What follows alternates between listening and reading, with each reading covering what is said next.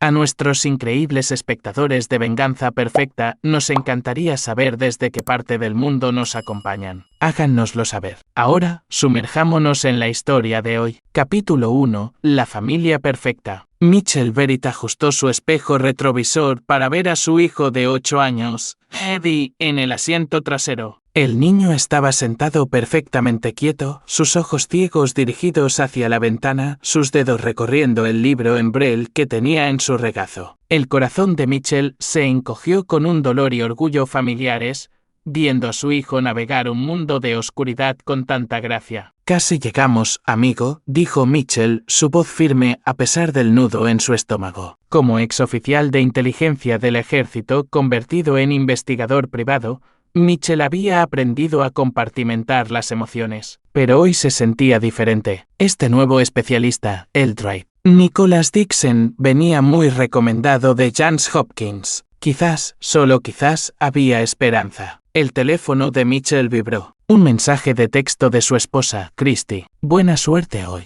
Rezando por respuestas. Los amo a ambos». Se había casado con Christy Shepard hacía 12 años, atraído por su espíritu maternal y su dedicación a su futura familia. Ella había sido la roca de Eddie desde su nacimiento, administrando sus medicamentos oculares diarios, investigando tratamientos y conectando con grupos de apoyo. Era la madre perfecta para un niño con necesidades especiales. La familia Verritt vivía en una cómoda casa suburbana en Virginia, donde el trabajo de investigación de Mitchell les proveía bien. Eddie asistía a una escuela especializada para personas con discapacidad visual, destacándose en lo académico y en la música. A pesar de su ceguera, el niño irradiaba una inteligencia y curiosidad que le recordaban a Mitchell a sí mismo a esa edad. «Papá, ¿y si el doctor encuentra algo malo?», preguntó Eddie en voz baja. Mitchell entró en el estacionamiento del complejo médico. «Entonces lo enfrentaremos juntos como siempre lo hacemos. ¿Recuerdas lo que te enseñé sobre los desafíos? Son solo problemas esperando soluciones», recitó Eddie, una pequeña sonrisa cruzando su rostro. «Ese es mi chico». Dentro del consultorio estéril, Eldred Dixon realizó el examen más minucioso que Eddie había recibido jamás. Mitchell observó cuidadosamente el rostro del médico, notando sutiles cambios de expresión mientras miraba los ojos de Eddie con varios instrumentos. Después de 40 minutos, Eldred Dixon dejó su equipo. «Necesito hablar con usted en privado, Sinje Verritt». A Mitchell se le heló la sangre. Eddie estaba sentado pacientemente en la silla de examen, tarareando en voz baja. «Eddie, quédate ahí, hijo. Vuelvo enseguida». En el pasillo, las palabras del Eldred Dixon golpearon a Mitchell como un golpe físico. «Señor, su hijo no es ciego». El mundo de Mitchell se tambaleó. «¿Qué?». El doctor asintió sombríamente. «Sus ojos están perfectamente sanos. Alguien ha estado poniéndole gotas de atropina todos los días desde que nació. La dilatación continua ha creado una ceguera artificial, pero no hay daño permanente en sus nervios ópticos ni en sus retinas». Los pasillos parecían girar. Mitchell se agarró a la pared para sostenerse.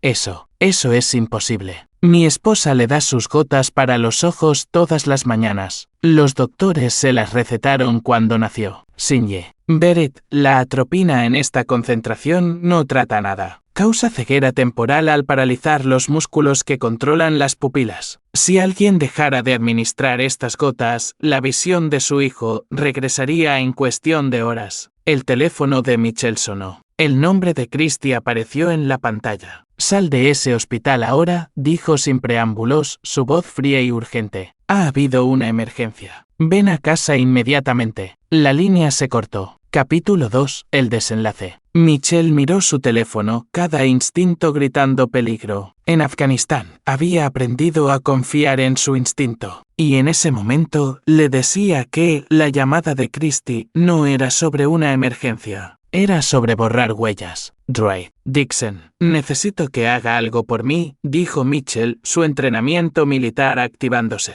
«Documente todo. Cada prueba, cada hallazgo. Haga copias». «Por supuesto, pero Sinje. Ve a RTT. Alguien cegó deliberadamente a mi hijo durante 8 años. Necesito pruebas». El rostro del Eldred Dixon se oscureció con comprensión. «Abuso infantil. Tendremos que contactar a las autoridades. Todavía no, la mente de Mitchell repasaba las posibilidades. Deme las 24 horas. Hay más en esto, y si nos movemos demasiado rápido, podríamos perder la oportunidad de descubrir toda la verdad. De vuelta en la sala de examen, Eddie esperaba pacientemente. Mitchell se arrodilló a su lado, luchando por mantener la voz firme. Eddie, necesito preguntarte algo importante. Además de mamá, ¿alguien más te ha puesto alguna vez tus gotas para los ojos? Eddie inclinó la cabeza, pensativo. A veces el tío Glenn lo hace cuando mamá no está en casa. Y esa doctora que viene a visitarnos a veces. ¿Qué doctora? No sé su nombre. Huele a cigarrillos y habla con mamá en la cocina. Ha estado viniendo desde que era pequeño. Mitchell sintió que las piezas de un rompecabezas se encajaban. Christy tenía un hermano, Glenn Diaz, que siempre parecía ansioso por ayudar con el cuidado de Eddie, pero una doctora que hacía visitas a domicilio, eso no era normal. Eddie, hoy vamos a jugar un juego. En lugar de ir a casa directamente, vamos a visitar al abuelo Lloyd. El padre de Mitchell, Lloyd Barrett, vivía a 30 minutos de distancia y no haría preguntas sobre una visita inesperada. Durante el viaje, Mitchell llamó a su viejo amigo del ejército, Arnold Kelly, que ahora trabajaba en ciberseguridad. Necesito un favor, Arnold. Una investigación de antecedentes profundas sobre alguien y necesito equipo de vigilancia. ¿Qué está pasando, Mitch? Alguien ha estado envenenando a mi hijo. Necesito saber quién y por qué antes de que desaparezcan. En casa de su padre, Lloyd Barrett echó un vistazo al rostro de su hijo y comprendió de inmediato la gravedad de la situación. El mayor de los Barrett, un detective de policía retirado, le había enseñado a Mitchell que los criminales más peligrosos a menudo se escondían detrás de la fachada de la respetabilidad. ¿Qué necesitas de mí?,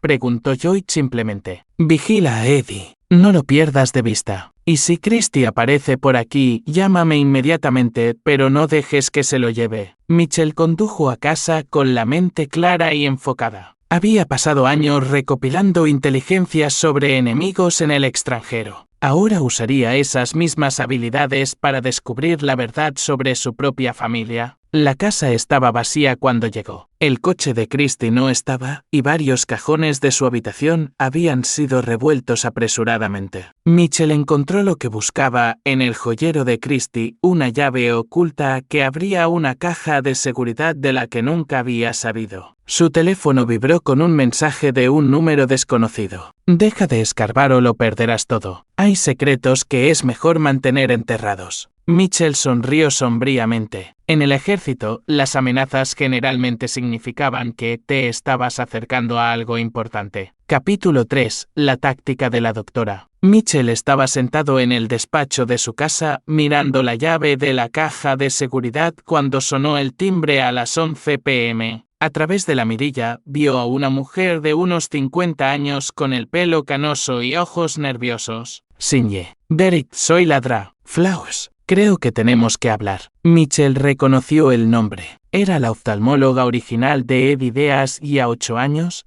la que supuestamente había recetado las gotas de atropina. Abrió la puerta, pero se quedó bloqueando la entrada. ¡Qué momento tan interesante, doctora! Ella miró a su alrededor nerviosamente. ¿Puedo pasar? Lo que tengo que decir. No es seguro discutirlo en su puerta. Mitchell la condujo a su despacho, notando cómo no dejaba de mirar su teléfono. Déjeme adivinar, Christy la envió. La compostura de la Dra. Flowers se quebró. Usted no entiende la situación en la que se encuentra, Sinye. Barrett. Esto es mucho más profundo de lo que se imagina. Entonces ilústreme. Se sentó pesadamente, pareciendo de repente más vieja. Hace 8 años, un hombre llamado Loren Calhoun se me acercó. Dijo que representaba ciertos intereses que necesitaban que se documentara una condición médica específica para fines de seguros. Mitchell mantuvo una expresión neutral, pero el nombre Loren Calhoun le sonaba. El exnovio de Christy de antes de su matrimonio, un hombre con el que ella afirmaba haber cortado todo contacto. Me ofreció $50,000 para crear un historial médico para su hijo. Ceguera congénita que requería cuidados de por vida y beneficios por discapacidad. Estaba endeudada por mi divorcio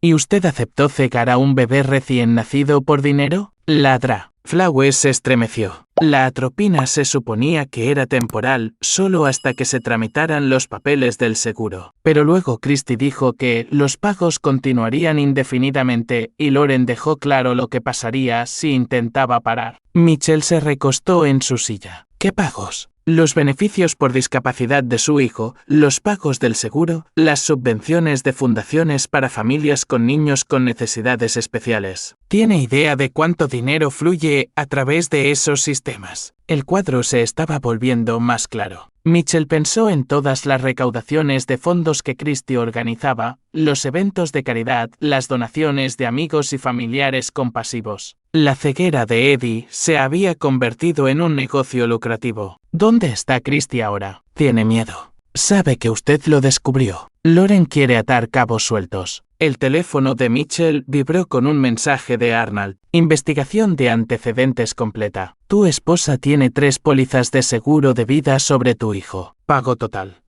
$2,5 millones.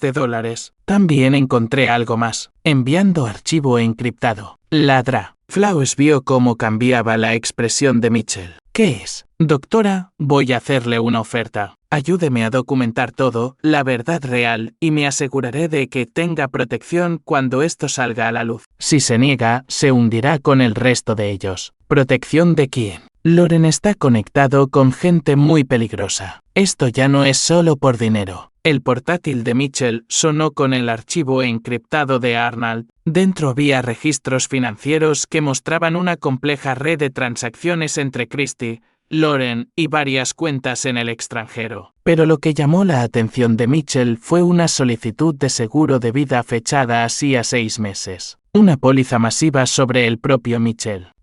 Flowers, ¿exactamente de cuán peligrosos estamos hablando? Se levantó, ajustándose más el abrigo. Del tipo de peligrosos donde los accidentes le ocurren a la gente que hace demasiadas preguntas. Su esposa no solo está robando a las compañías de seguros, está trabajando con gente que hace desaparecer los problemas permanentemente. Después de que ella se fue, Mitchell se sentó solo en su despacho mirando las pruebas. Christie no solo había cegado a su hijo por dinero, también había estado planeando la muerte de Mitchell. La esposa amorosa y madre devota era en realidad una depredadora calculadora. Pero Christie había cometido un error crítico. Había subestimado al hombre con el que se había casado. Mitchell Verity había pasado años rastreando enemigos en territorio hostil. Y ahora, el enemigo más peligroso había estado durmiendo en su propia cama. Hora de ir de caza. Capítulo 4. La Re. Mitchell pasó la noche en vela estudiando el paquete de inteligencia de Arnold. La red financiera era más sofisticada de lo que había imaginado. Christie no solo había estado robando beneficios por discapacidad, había creado toda una red de reclamaciones fraudulentas,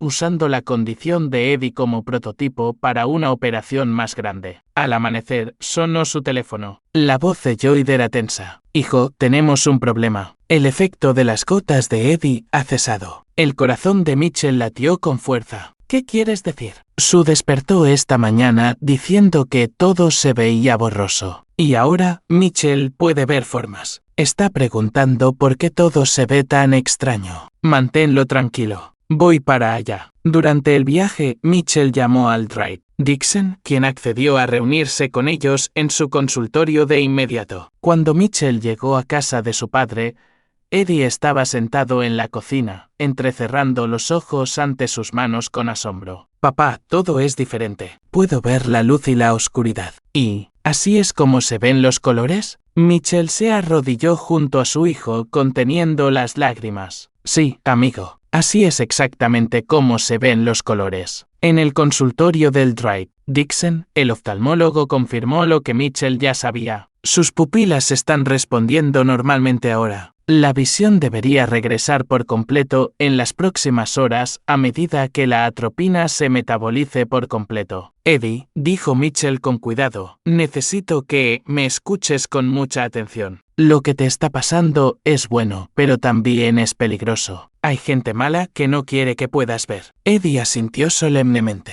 A pesar de su corta edad, siempre había sido maduro para sus años. ¿Mamá es una de las personas malas? La pregunta dolió profundamente, Pero Mitchell había aprendido hace mucho tiempo que los niños merecían respuestas honestas a preguntas difíciles. Sí, hijo, lo es. De vuelta en casa de Joyce, Mitchell hizo una llamada difícil a su cuñada, Joyce Davenport, una fiscal federal. Joyce, necesito confiarte algo y necesito que te mantengas en silencio hasta que te dé la señal. Mitchell, me estás asustando. Le dio la versión condensada, enviándole copias de todas las pruebas que Arnold había reunido. Cuando terminó, Joyce guardó silencio por un largo momento. Este es un caso federal. Fraude electrónico, fraude de seguros, abuso infantil, conspiración. Estamos hablando de décadas en prisión para todos los involucrados. Eso no es suficiente, dijo Mitchell en voz baja. ¿Qué quieres decir? Estaban planeando matarme, Joyce, y han estado torturando a mi hijo durante 8 años. La prisión es solo el principio. Esa noche, Mitchell recibió una visita inesperada. Glenn Díaz estaba en su puerta, con aspecto nervioso y agitado. ¿Dónde está Christy?,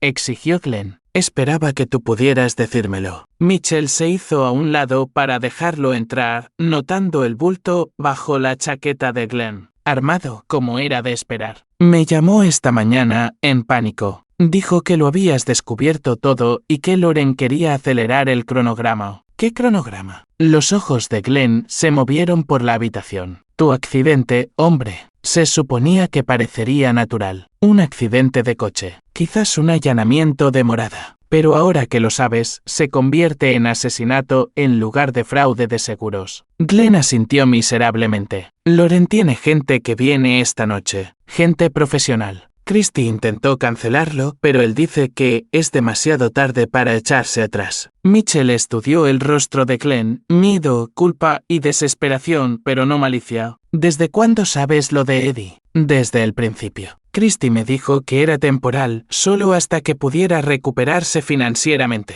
Nunca pensé.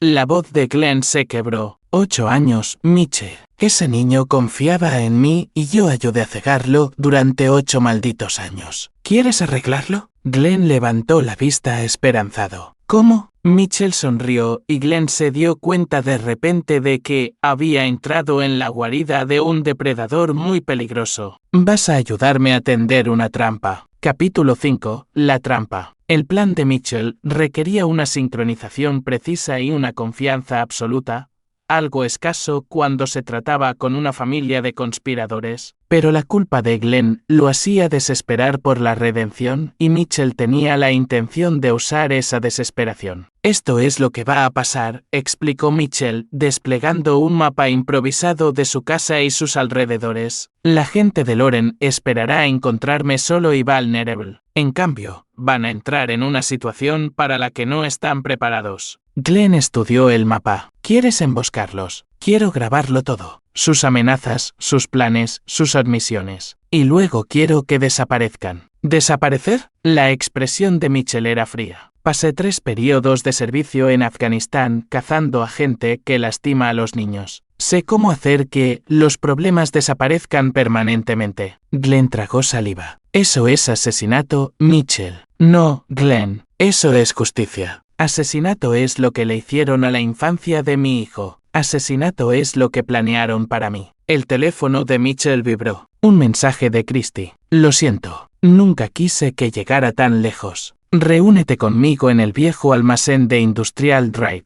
Ven solo. ¿Está tratando de controlar la situación?, reflexionó Mitchell, probablemente esperando alejarme de mi red de apoyo. Miró a Glenn. Perfecto. Vas a decirle que acepté. Mientras Glenn hacía la llamada, Mitchell se preparó. Arnold le había entregado el equipo de vigilancia esa mañana, cámaras de alta definición, dispositivos de grabación de audio y algunos artículos que no eran estrictamente legales pero que eran muy efectivos para controlar situaciones peligrosas. A las 8 p.m., Mitchell condujo hasta el distrito de almacenes, pero en lugar de ir al lugar de la reunión, se posicionó en un edificio abandonado al otro lado de la calle. A través de miras de visión nocturna, observó a Loren Calhoun llegar con otros 2 hombres profesionales, a juzgar por sus movimientos y equipo. Christy ya estaba allí, caminando nerviosamente. Mitchell activó el micrófono direccional y escuchó su conversación. No va a venir, dijo Loren enojado. Tu hermano la ha cagado. Glenn dijo que Mitchell aceptó reunirse. Entonces, ¿dónde está? Uno de los compañeros de Loren, un hombre alto de ojos fríos, se acercó a Christie. Quizás tu marido es más listo de lo que creías. Jack tiene razón, dijo Loren. Berit fue de inteligencia en el ejército. Sabe cómo desaparecer, cómo planificar. Deberíamos haber actuado contra él hace semanas. Mitchell sonrió en la oscuridad. Tenían razón en estar preocupados. Su teléfono vibró. Un mensaje de un número desconocido. Tenemos a tu padre y a tu hijo. Almacén ahora. Ven solo o mueren. El hielo llenó las venas de Mitchell. Llamó al número de Lloyd. Fue directo al buzón de voz. Intentó con Arnold. Sin respuesta. Pero entonces su teléfono sonó. La voz de Lloyd tranquila y controlada. Mitchell, no entres en pánico. Estamos bien. Eddie y yo estamos en mi cabaña en las montañas. Arnold está con nosotros junto con algunos de sus amigos del ejército. Hemos estado monitoreando las frecuencias de la policía. Hay informes de robos en nuestras 2 casas esta noche. El alivio inundó a Mitchell. ¿Cómo lo supiste? Hijo, yo te crié. Sé cómo piensas. Cuando tienes esa mirada en los ojos, la que tenías hoy, la gente inteligente se aparta de tu camino. Mitchell se volvió a enfocar en el almacén. Christie estaba discutiendo con Loren ahora, sus voces lo suficientemente altas como para que el micrófono captara cada palabra. Dijiste que nadie saldría herido. Tu marido lo hizo imposible cuando empezó a investigar. Ahora limpiamos el desastre permanentemente. No dejaré que mates a Mitchell. Loren abofeteó a Christie, haciéndola tambalearse. Ya no tienes elección. Estás en esto hasta el final. Mitchell había escuchado suficiente. Hora de terminar con esto. Capítulo 6. La cacería. Mitchell rodeó el almacén hasta la entrada trasera, usando habilidades perfeccionadas en zonas de combate urbano. El edificio era un laberinto de maquinaria abandonada y áreas de almacenamiento perfecto para lo que tenía en mente. Se deslizó dentro en silencio, colocando cámaras de vigilancia en puntos estratégicos. Todo debía ser documentado. Joyce había dejado claro que, si quería justicia a través del sistema legal, necesitaba pruebas irrefutables. Pero Mitchell había aprendido hace mucho tiempo que a veces el sistema legal no era suficiente. Loren estaba dando instrucciones a sus 2 socios. Jack, toma el lado norte. Cody, vigila la entrada sur. Berit está entrenado, pero es emocional. Cometerá errores. Mitchell sonrió sombríamente. ¿Qué pensara en eso? Activó un pequeño dispositivo que Arnold le había proporcionado, un inhibidor de señal que bloquearía las comunicaciones de teléfonos móviles en el área inmediata. Ahora nadie podría pedir ayuda. Moviéndose entre las sombras, Mitchell llegó al panel eléctrico del edificio y cortó selectivamente la energía de secciones del almacén, dejando solo la iluminación de emergencia. La repentina oscuridad causó una tensión inmediata abajo. ¿Qué coño fue eso? La voz de Cody resonó en el espacio. Mantengan la calma, ordenó Loren, pero Mitchell podía oír la preocupación en su voz. El teléfono de Mitchell vibró con un mensaje preprogramado que había configurado. Hora de jugar. Usando el viejo sistema de megafonía del edificio, la voz de Mitchell llenó el almacén. Caballeros, mi nombre es Mitchell Berit. Han cometido un error crítico de juicio. El grito de Christie resonó en el espacio. Mitchell, no hagas esto. Christie, cegaste a mi hijo durante 8 años. Planeaste mi asesinato. Perdiste el derecho a pedir piedad. Loren gritaba órdenes ahora, pero sus hombres eran profesionales y ya habían tomado posiciones defensivas. Mitchell esperaba eso. Lo que no esperaban era el gas lacrimógeno. Mitchell había colocado botes por todo el almacén, activados por control remoto. En segundos, el edificio se llenó de humo asfixiante. A través de sus gafas de visión nocturna y su máscara de gas, Mitchell observó cómo los 4 conspiradores tropezaban ciegamente, tratando de encontrar salidas. Cayó detrás de Jack primero, el hombre alto que había golpeado a Christie. Un rápido golpe en un punto de presión en el cuello y Jack se desplomó, inconsciente. Mitchell le ató las manos y los pies con bridas y lo arrastró a un lugar predeterminado. Cody fue el siguiente, separado de los demás por el humo y la confusión. El entrenamiento militar lo hizo casi injustamente fácil. 2 menos. Beret.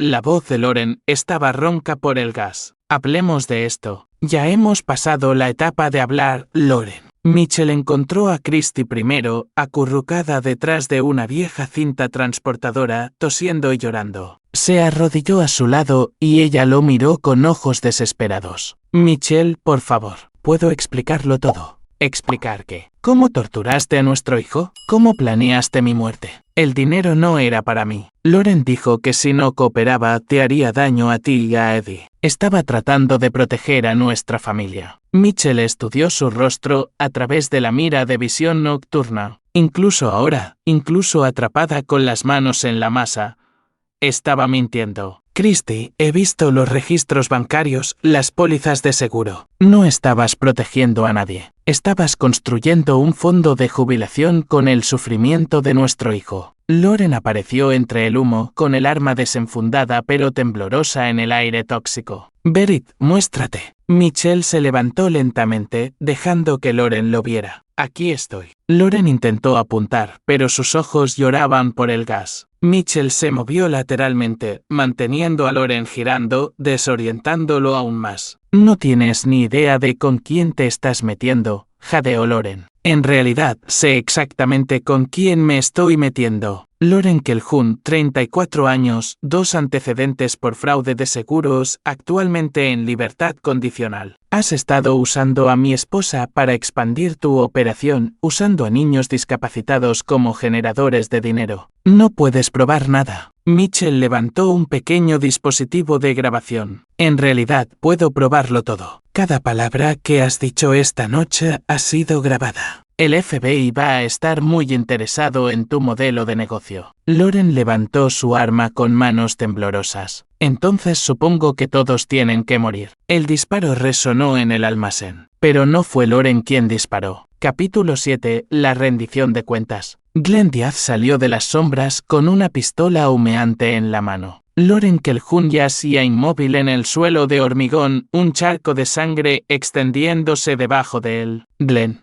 gritó Christy, corriendo hacia su hermano. Estoy harto, dijo Glenn en voz baja, con la voz quebrada. 8 años de mentiras. 8 años viendo a ese niño luchar con algo que le hicimos. Estoy jodidamente harto. Mitchell mantuvo su arma apuntando a las amenazas restantes mientras procesaba este desarrollo. La redención de Glenn no había sido parte del plan, pero Mitchell había aprendido a adaptarse a las circunstancias cambiantes. Glenn patea el arma de Loren y asegura a Christy. Christy se alejó de su hermano. Lo mataste. Mataste a Loren. Iba a matarnos a todos, dijo Glenn, atando las manos de su hermana con bridas. ¿Y para qué? ¿Dinero? Destruimos la infancia de Eddie por maldito dinero. Mitchell revisó a Jack y Cody, ambos todavía inconscientes pero respirando. Perfecto. Activó la aplicación de grabación de su teléfono y la colocó donde todos pudieran verla. Christy Berit, esta conversación está siendo grabada para las autoridades federales. Tienes derecho a permanecer en silencio, pero te recomiendo encarecidamente que empieces a hablar. Christy miró salvajemente por el almacén, al cuerpo de Loren, al rostro culpable de su hermano, a la expresión fría de Mitchell. ¿Qué quieres que diga? La verdad, toda. ¿Quién más estaba involucrado? ¿Cuántos otros niños están siendo víctimas de esta red?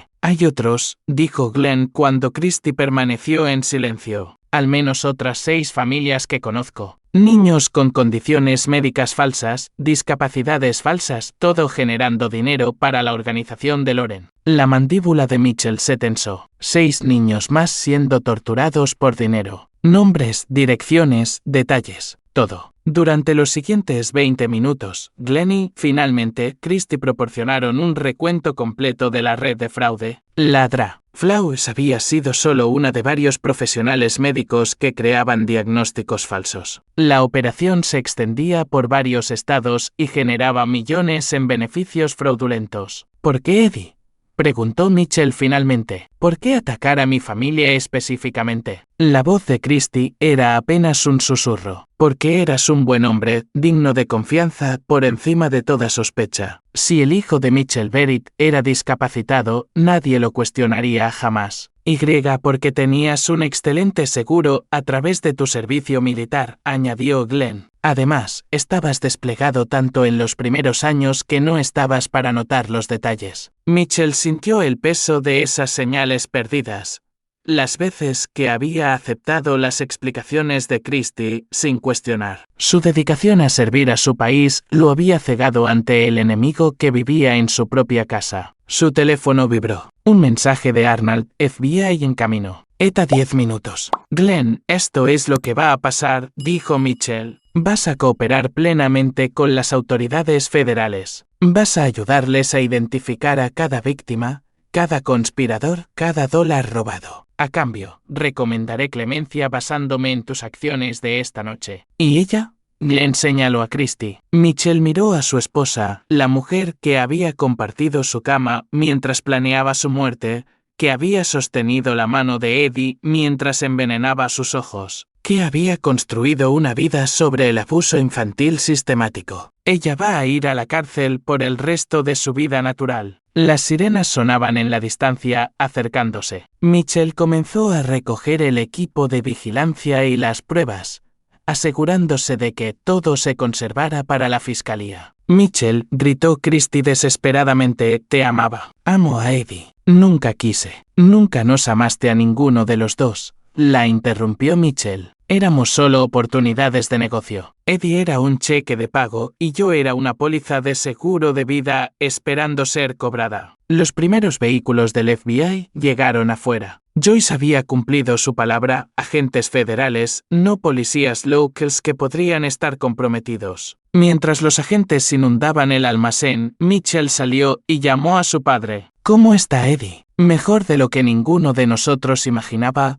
La voz de Jude era cálida de orgullo. Ha estado mirando todo, árboles, estrellas, nuestras caras. Dijo que los colores son más hermosos de lo que jamás soñó. Mitchell cerró los ojos, sintiendo el peso de 8 años robados. Vamos a arreglar esto, papá. Todo. Capítulo 8. Justicia. 3 meses después, Mitchell estaba sentado en un tribunal federal viendo a Joyce Davenport presentar el caso del gobierno contra la Reckelhun. Como los medios habían apodado a la red de fraude de discapacidad infantil. Eddie estaba sentado a su lado, ya no necesitaba la guía de su padre para moverse por la sala. Los ojos del niño eran brillantes y curiosos, absorbiendo todo con el asombro de alguien que ve el mundo por primera vez. Papá, susurró Eddie, ¿por qué esa señora se ve tan triste? Mitchell siguió la mirada de su hijo hacia Christie, sentada en la mesa de los acusados con un mono naranja. Había envejecido años en solo meses, su rostro hueco y demacrado. ¿Porque finalmente está entendiendo lo que ha perdido?,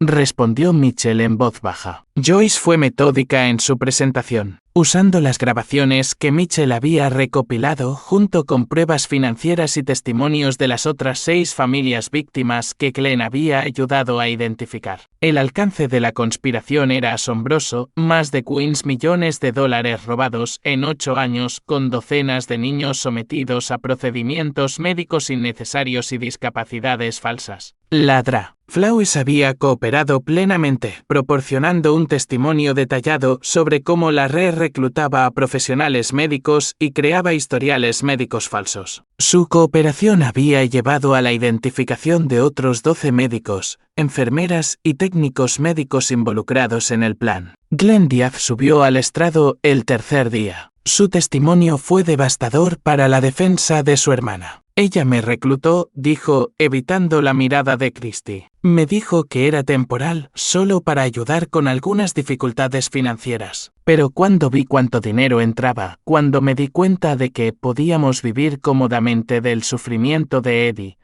me volví tan culpable como todos los demás. ¿Cómo racionalizó hacerle daño a un niño?, preguntó Joyce. La voz de Glenn se quebró. Me decía a mí mismo que era feliz, que se estaba adaptando, que no sabía lo que se estaba perdiendo. Pero ver el color por primera vez, darme cuenta de lo que le robamos. Se secó los ojos. No hay racionalización para lo que hicimos. El abogado defensor de Christie intentó argumentar coacción y manipulación, afirmando que ella había sido forzada a entrar en el plan por amenazas contra su familia. Pero los registros financieros contaban una historia diferente: compras de lujo, vacaciones caras, cuentas de inversión solo a su nombre. El quinto día, el propio Mitchell subió al estrado. Sinye. Beric, preguntó Joyce, ¿cuál fue la parte más difícil de descubrir la verdad sobre la condición de su hijo? Mitchell miró al otro lado de la sala hacia Eddie, que estaba sentado con Joy dibujando las cosas que había visto por primera vez. Darme cuenta de que cada hito que celebramos, cada adaptación que hizo, cada momento de valentía que mostró al enfrentar su ceguera, todo estaba construido sobre una mentira. Ella no solo les robó la vista, les robó 8 años de infancia auténtica. ¿Qué le diría a la gente que podría argumentar que su hijo se adaptó bien a su ceguera? ¿Que quizás no se hizo un daño real? La voz de Mitchell se endureció. Eddie es brillante,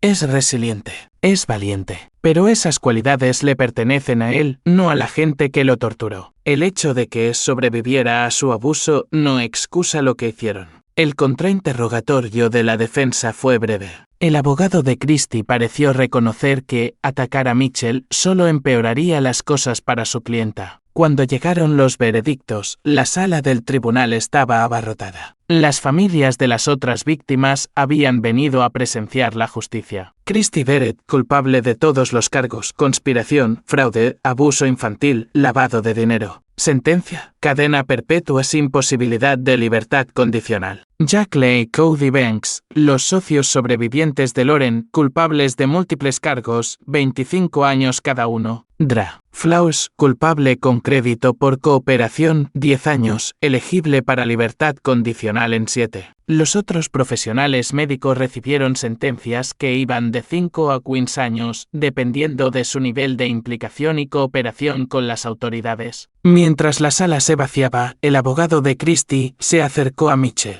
Quiere hablar con usted y con Eddie para disculparse. Mitchell miró al hombre con un desprecio apenas disimulado. Tuvo 8 años para disculparse. Eligió envenenar a mi hijo en su lugar. Capítulo 9. Nuevos comienzos. Un año después, Mitchell estaba en el patio trasero de su nueva casa, viendo a Eddie perseguir luciérnagas en el crepúsculo. El niño se movía con la confianza de alguien que nunca había conocido la ceguera, aunque todavía pasaba ocasionalmente los dedos por los objetos como para confirmar lo que sus ojos le decían. «Papá, mira esto», gritó Eddie, ahuecando sus manos alrededor de una luciérnaga capturada. «Es como una pequeña estrella». Mitchell sonrió, recordando todas las veces que Eddie le había pedido que describiera la luz, los colores y la belleza visual. Ninguna descripción había hecho justicia a la maravilla que ahora brillaba en los ojos de su hijo. Arnold Kelly se unió a Mitchell en el porche trasero, con 2 cervezas. ¿Cómo se está adaptando a su nueva escuela? Mejor de lo que esperaba. Ya está 2 grados por delante en lectura. Y su profesor de arte dice que tiene un ojo increíble para el detalle. Tiene sentido. 8 años experimentando el mundo a través de otros sentidos probablemente hicieron que sus habilidades de observación fueran increíblemente agudas. Mitchell asintió, luego se puso serio. Arnold, necesito preguntarte algo. Sin juicios, solo honestidad. Dispara. ¿Crees que fui demasiado lejos? Tendiendo la trampa, manipulando los eventos para asegurar que se incriminaran a sí mismos. Arnold estudió el rostro de su amigo. ¿Quieres saber si eres tan malo como ellos? A veces me lo pregunto. Mitch, ellos torturaron a un niño por dinero. Tú usaste medios legales para detenerlos y reunir pruebas para la fiscalía. El hecho de que te sientas culpable por tus métodos solo demuestra que no eres en absoluto como ellos. Eddie corrió hacia ellos, sin aliento y riendo. Papá, ¿podemos comprar un telescopio? Quiero ver las estrellas de cerca. Podemos hacer eso, amigo. Podemos hacer lo que quieras ahora. Esa noche, después de que Eddie se durmiera rodeado de materiales de arte y libros sobre astronomía, Mitchell se sentó en su despacho leyendo las últimas actualizaciones que Joyce le había enviado. Los procesamientos de la Rekel-Hun habían llevado a una revisión completa de los sistemas de supervisión de beneficios por discapacidad. Se implementaron nuevas salvaguardias para prevenir esquemas similares. Más importante aún, los otros 6 niños que habían sido víctimas estaban recibiendo atención médica y apoyo psicológico adecuados. 2 de ellos tenían condiciones que eran realmente tratables una vez que los médicos dejaron de mantener diagnósticos falsos. El teléfono de Mitchell vibró con un mensaje del Drive. Dixon. El seguimiento de 6 meses de Eddie se ve perfecto. Sin daño residual. Visión 20/20. Ese niño va a ver más belleza en su vida de la que la mayoría de la gente puede imaginar. Lloyd Barrett apareció en la puerta con una taza de café. A los 72 años, el padre de Mitchell se había convertido en el compañero constante de Eddie, compartiendo la alegría del descubrimiento de su nieto. ¿Quiere ser astronauta?, dijo Lloyd sentándose en una silla. Dice que quiere ver la Tierra desde el espacio para entender lo que se estuvo perdiendo todos esos años. Podría hacerlo. Es lo suficientemente listo, lo suficientemente valiente. Lo saca de su padre. Mitchell miró la foto en su escritorio, la primera foto escolar de Eddie después de recuperar la vista. El niño sonreía radiante, sus ojos brillantes y curiosos, mirando directamente a la cámara con un enfoque perfecto. «Papá, ¿crees que estará bien? ¿Realmente bien? A veces me preocupo por el impacto psicológico.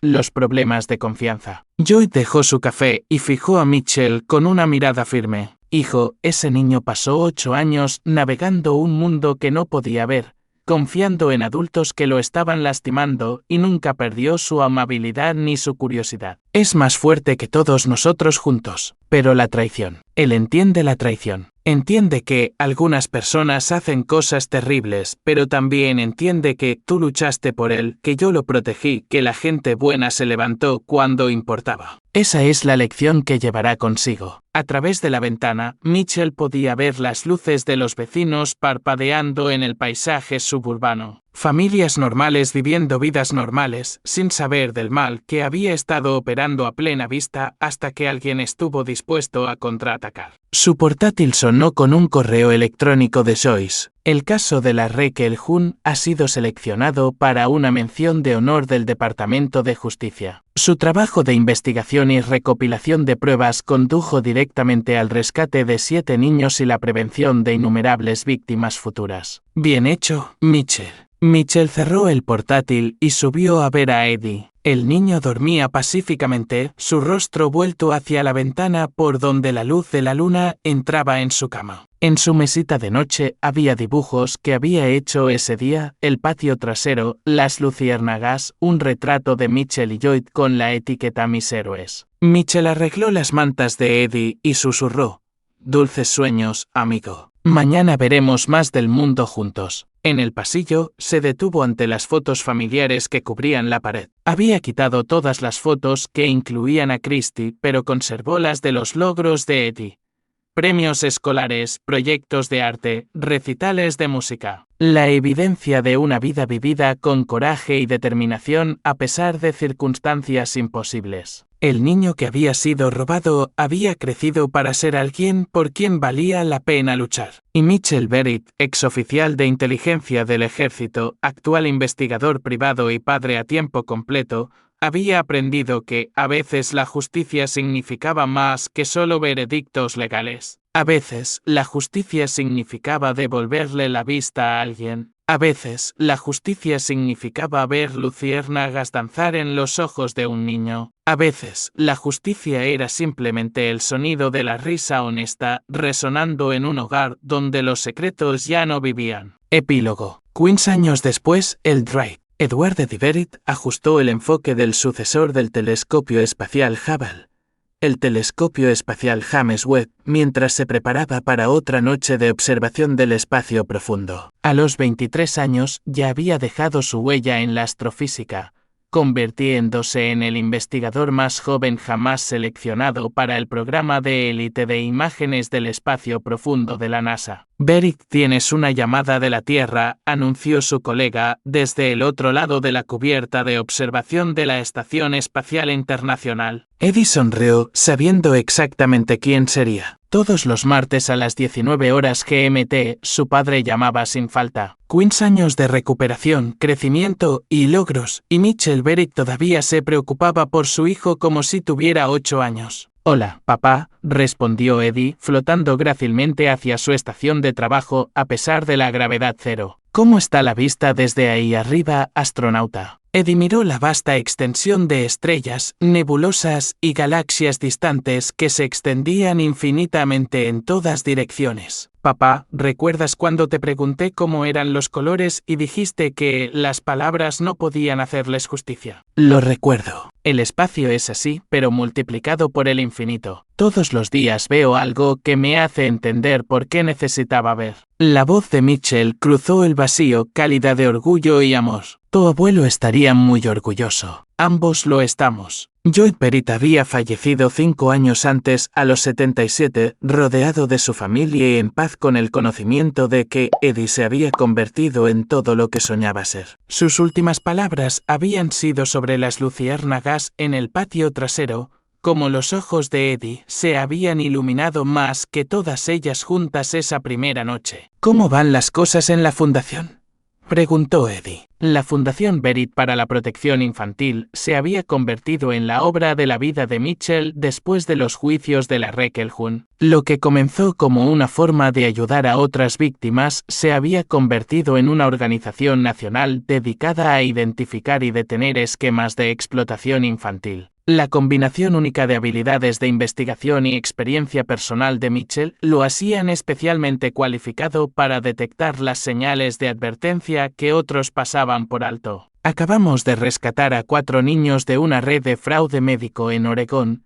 informó Mitchell. «El mismo patrón que la operación de Christie. Condiciones falsas, tratamientos innecesarios, beneficios fraudulentos. Los niños están recibiendo atención adecuada ahora. ¿Alguna noticia de la Dra. Flaus?» Mitchell hizo una pausa. «En realidad, sí. Fue liberada el mes pasado. Completó su sentencia, incluidos los requisitos de servicio comunitario. Ha estado haciendo voluntariado en hospitales infantiles, proporcionando exámenes de la vista gratuitos para niños desfavorecidos». La Dra. Flaus había cumplido 7 años de su sentencia de 10, obteniendo la libertad anticipada por comportamiento ejemplar y un extenso servicio comunitario. Su cooperación había sido fundamental para reformar los sistemas de supervisión médica a nivel nacional. Al ser liberada, dedicó su vida a la curación legítima, llevando el peso de sus crímenes pero canalizando su culpa en un servicio genuino. Y Glenn Díaz había cumplido 12 años por su papel en la conspiración, pero su cooperación y su genuino remordimiento le habían valido una segunda oportunidad. Al ser liberado, se había convertido en uno de los investigadores más eficaces de la Fundación Beric,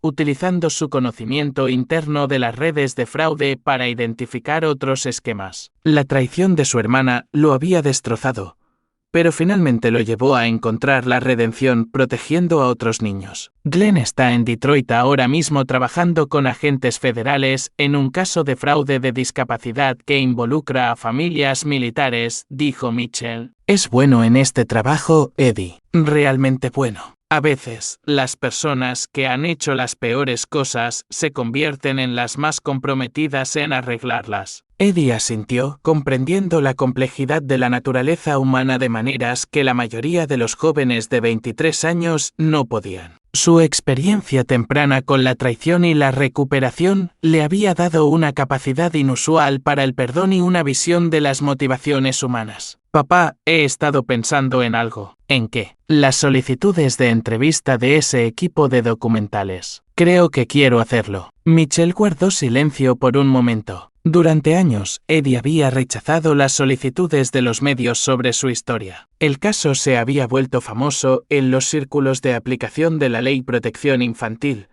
estudiado en cursos de criminología y utilizado como ejemplo de entrenamiento para investigadores. Pero Eddie siempre había preferido la privacidad, centrándose en su educación y carrera. ¿Estás seguro? Una vez que hagas pública tu historia, no hay vuelta atrás. Es exactamente por eso que quiero hacerlo, papá. Hay niños ahora mismo pasando por lo que yo pasé. Quizás si ven que alguien lo sobrevivió, prosperó después de ello, tendrán esperanza. Quizás sus padres reconocerán las señales de advertencia. La voz de Mitchell se espesó por la emoción. Tu abuelo siempre dijo que estabas destinado a grandes cosas. Creo que se refería a algo más que la exploración espacial. Después de la llamada, Eddie flotó hacia la ventana de observación y miró hacia la Tierra. La canica azul, girando en la oscuridad de abajo, albergaba a 8.000 millones de personas, incluidos niños que necesitaban defensores, protectores. Personas dispuestas a luchar por ellos de la manera en que su padre había luchado por él. 2 años después, el documental Confianza Ciega, la historia de Eddie Merritt, se estrenó en el Festival de Cine de Sundance con una ovación de pie. Eddie se sentó en la audiencia junto a Mitchell,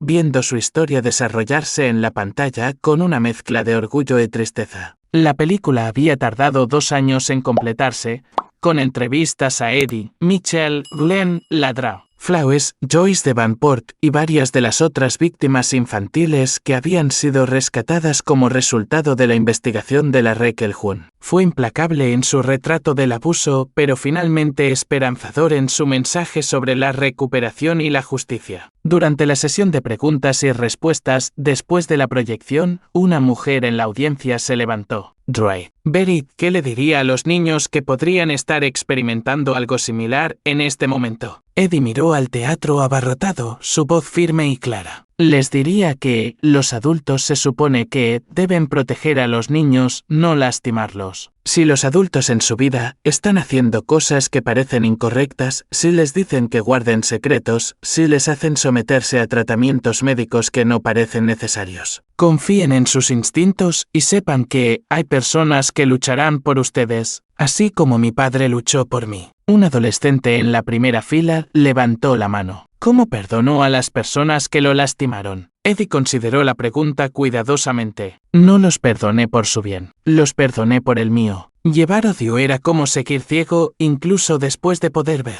Limitaba mi visión de lo que era posible para mi vida. Después de la proyección, Eddie y Mitchell salieron al aire fresco de la montaña de Park City, Utah. ¿Cómo te sientes?, preguntó Mitchell. Como si finalmente entendiera por qué pasé por todo esto, respondió Eddie. No solo para sobrevivirlo, sino para ayudar a otros a sobrevivirlo también. A los 6 meses del lanzamiento del documental, la Fundación Merritt recibió más de $2 millones en donaciones y abrió 3 nuevas oficinas en todo el país. La película había creado conciencia sobre el abuso médico infantil y los esquemas de fraude, lo que llevó a cambios de política en múltiples estados y a la identificación de docenas de nuevas víctimas. Eddie continuó su trabajo con la NASA mientras también se convertía en un portavoz de las causas de protección infantil. Su perspectiva única, la de alguien que había experimentado abuso sistemático pero había logrado un éxito extraordinario, lo convirtió en un poderoso defensor. 10 años después, el comandante Eddie Merritt flotaba en el salón de observación de la Estación Colonial de Marte, viendo las 2 lunas del planeta rojo salir sobre el horizonte de color óxido. A los 35 años, se había convertido en uno de los exploradores espaciales más consumados de la humanidad, liderando la primera misión exitosa para establecer una presencia humana permanente en Marte. Su tableta sonó con un mensaje entrante de la Tierra. Un retraso de 20 minutos debido a la distancia entre los planetas. El rostro de Mitchell apareció en la pantalla, ahora con 68 años, pero todavía enérgico y decidido. Eddie, quería que vieras esto antes de que la noticia se haga pública. La imagen cambió para mostrar una figura familiar con esposa siendo conducida desde un tribunal. Eddie la reconoció de inmediato, a pesar de los 15 años y el pelo cano. A Christie se le negó la libertad condicional de nuevo, continuó Mitchell. Su abogado argumentó que había demostrado rehabilitación y remordimiento, pero la Junta no estaba convencida. Permanecerá en prisión por el resto de su vida. Eddie sintió una mezcla compleja de emociones, tristeza por el desperdicio de una vida humana, alivio de que no pudiera hacerle daño a nadie más y una extraña sensación de cierre. La mujer que había robado su infancia envejecía en una celda de prisión mientras él exploraba el sistema solar. La Junta de Libertad Condicional citó específicamente tu documental y el impacto continuo de sus crímenes en la conciencia pública, añadió Mitchell. Dijeron que tu éxito no disminuía lo que te había hecho. Eddie compuso su respuesta, sabiendo que tardaría 20 minutos en llegar a la Tierra. Papá, dejé de pensar en ella hace años. Mi vida no se define por lo que me quitó. Se define por lo que construimos juntos después de que recuperé la vista. Ella es irrelevante para quien me he convertido. 5 años después, el auditorio del MIT estaba abarrotado mientras el Drive. Edward Berritt pronunciaba el discurso de graduación para la clase de 2047. A los 40 años, había regresado a la Tierra después de pasar una década en el espacio, trayendo consigo descubrimientos científicos que habían revolucionado la comprensión de la humanidad sobre el universo. Pero hoy, no estaba hablando de agujeros negros o galaxias distantes. Estaba hablando de la visión. Cuando tenía 8 años pensaba que era ciego. Comenzó, su voz resonando fácilmente en el espacio abarrotado. Pasaba cada día navegando un mundo que no podía ver, confiando en adultos que se suponía que debían cuidarme. Lo que no sabía era que mi ceguera era artificial, creada por personas que no me veían como un niño al que amar, sino como una oportunidad para ser explotado. Hizo una pausa, dejando que eso calara. El día que recuperé la vista, me di cuenta de algo profundo. La ceguera física es solo un tipo de pérdida de visión. También existe la ceguera moral, la incapacidad de ver lo correcto de lo incorrecto. La ceguera emocional, la incapacidad de ver el dolor que causamos a otros. Y la ceguera social, la incapacidad de ver la injusticia que ocurre a nuestro alrededor. En la audiencia, Mitchell estaba sentado con la esposa de Eddie, Sarah, y sus hijas gemelas, ambas nombradas en honor a las mujeres que habían ayudado a llevar la justicia a su familia, Joyce y Ann. Las niñas tenían 7 años, la misma edad que Eddie cuando comenzó su calvario, pero estaban creciendo en un mundo más seguro gracias a la defensa de su padre. Mi padre me enseñó que los desafíos son solo problemas esperando soluciones, continuó Eddie. Cuando descubrió lo que me habían hecho, no solo resolvió mi problema, dedicó su vida a resolverlo también para otros niños. Así es como se ve la verdadera visión. No es solo ver lo que está frente a ti, es ver lo que necesita ser cambiado y tener el coraje de cambiarlo. Después de la ceremonia, la familia Berritt se reunió en su casa a las afueras de Boston. Mitchell, ahora con 73 años pero todavía agudo y activo, jugaba con sus nietas en el patio trasero mientras Eddie y Sarah preparaban la cena. «Abuelo», dijo Joyce Berritt tirando de la mengue de su abuelo, «cuéntanos la historia de papá y las estrellas». Mitchell sonrió, sentándose en el césped con ambas niñas. Bueno, cuando su papá era un niño pequeño, no podía ver las estrellas. Eddie observó desde la ventana de la cocina mientras Mitchell comenzaba la historia que había contado innumerables veces. No las partes oscuras sobre traición y abuso, sino las partes esperanzadoras sobre recuperación y asombro. Las niñas escuchaban con los ojos muy abiertos mientras su abuelo describía el primer vistazo de su padre a las luciérnagas, su primera visión del color, su primera mirada al cielo nocturno.